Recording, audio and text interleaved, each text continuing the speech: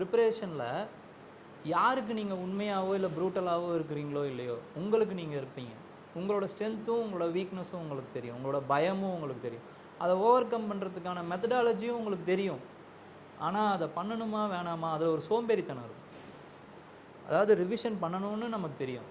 நமக்கு யாருக்கும் தெரியாமல் கிடையாது. ஆனால் பண்ண மாட்டோம். ஏன்னா புதுசாக படிக்கிறதுக்கு கம்ஃபர்ட்டாக இருக்கும். படித்ததை திருப்பி படிக்கிறதுல எரிச்சலாக இருக்கும்.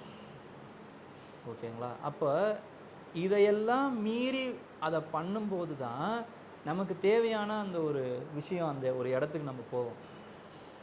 ப்ராக்டிக்கலாக பார்த்தோம் அப்படின்னா இந்த ப்ராசஸ் இருக்குல்ல, இது வந்து ஒரு போரிங்கான டயரிங்கான ப்ராசஸ், இந்த ப்ரிப்பரேஷன் அப்படிங்கிறது. ஓகே, ஆனால் இந்த விஷயத்தை நம்ம பண்ணி தான் ஆகணும். ஏன்னா இந்த படிப்பை பிடிச்சி நம்ம வரல. இந்த படிப்பை முடிச்சுட்டு நம்ம ஒரு வேலை கொடுக்க போகிறாங்களே, அதை பிடிச்சி தான் வந்திருக்கோம். அப்போ அதுக்கான இந்த ப்ராசஸ் நம்ம இருந்து தான் ஆகணும்.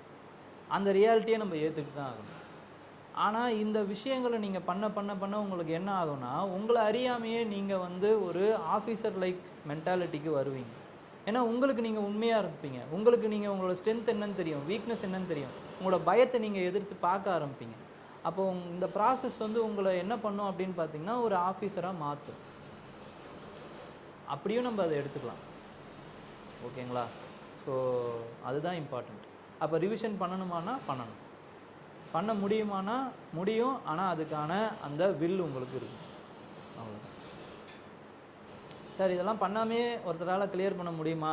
கிளியர் பண்ணியிருக்காங்களே, நான் ஒரு எக்ஸாம்பிள் எடுத்து காட்டுட்டா அப்படின்னா, அதெல்லாம் பண்ணாமே ஆயிருக்காங்க. அவங்களாம் எக்ஸ்ட்ராடினரியாக இருப்பாங்க. நம்ம சாதாரணமான ஆள், அஸ்யூமிங். ஓகேங்களா?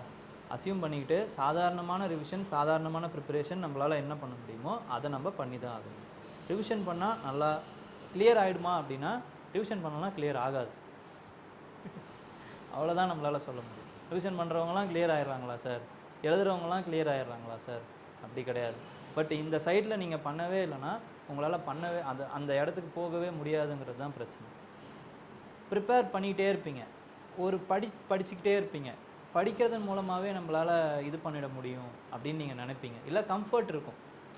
படிப்பு அப்படிங்கிறது உங்களுடைய ஒரு டைம் இருக்குது. உங்களோட ப்ரிப்பரேஷன் டைம் வந்து ஒரு 10 மணி நேரம்னு வச்சுக்கோங்களேன். அதில் படிப்பு அப்படிங்கிறது எவ்வளோ மணி நேரம் இருக்கணும் அப்படின்னு பார்த்தீங்கன்னா, 3 மணி நேரத்துலேருந்து 3.5 மணி நேரம் தான் இருக்குது. ரிவிஷன், எழுதி பார்க்குறது, அதுக்கப்புறம் ரிகலெக்ஷன், ஓகேங்களா, பிரெயின் ஸ்டாமிங், இதுதான் உங்களுடைய மிச்சம் இருக்கக்கூடிய 6.5 மணி நேரத்தை வந்து ஆக்குபை பண்ணியிருக்கணும். ஓகே, அதாவது நான் வந்து 10 மணி நேரம்னு சொல்கிறது என்ன அப்படின்னா, ஒரு சாம்பிள் சைஸ். ஒரு வருஷம் எடுத்துக்கிட்டீங்க அப்படின்னா, அந்த ஒரு வருஷத்தில் 3 மாதம் தான் நீங்கள் படிச்சிருக்கணும். ஓகே, மிச்சம் இருக்கக்கூடிய 9 மாதத்தை நீங்கள் ரிவைஸ் பண்ணியிருக்கணும், எழுதி பார்த்துருக்கணும், இந்த மாதிரி டைமென்ஷன்ஸ் பிரித்து அதை வந்து பிரெயின் ஸ்டாம் பண்ணி பார்த்துருக்கணும். இதுக்கு தான் உங்களோட டைமை செலவு பண்ணியிருக்கணும். இது ஏன் அப்படின்னா, இதுக்கு ஒரு லாஜிக் இருக்குது. என்ன லாஜிக் அப்படின்னா, நீங்கள் படிக்கிறதா இருக்கட்டும், இல்லைனா வந்து ஒரு விஷயத்தை நீங்கள் வந்து பார்க்குறதா இருக்கட்டும், கேட்குறதா இருக்கட்டும், எல்லாமே இன்புட் பண்ணுறீங்க. ஓகேங்களா?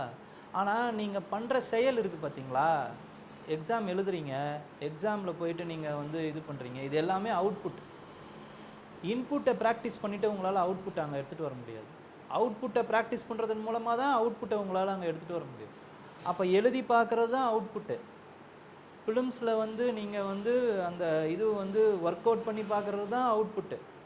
இப்போ ஃபிலிம்ஸில் எப்படி நீங்கள் வந்து நிறைய டெஸ்ட்டை அட்டன் பண்ணிக்கிட்டே இருக்கணும்னு நினைக்கிறீங்களோ, அட்டன் பண்ணால் உங்களால் அந்த கிளியர் பண்ணுறதுக்கான த்ரெஷோல்டு அடைய முடியும்னு நினைக்கிறீங்களோ, அதே மாதிரி தான் மெயின்ஸில் எழுதி பார்க்குறதன் மூலமாக தான் அந்த த்ரெஷோல்டு அடைய முடியும்.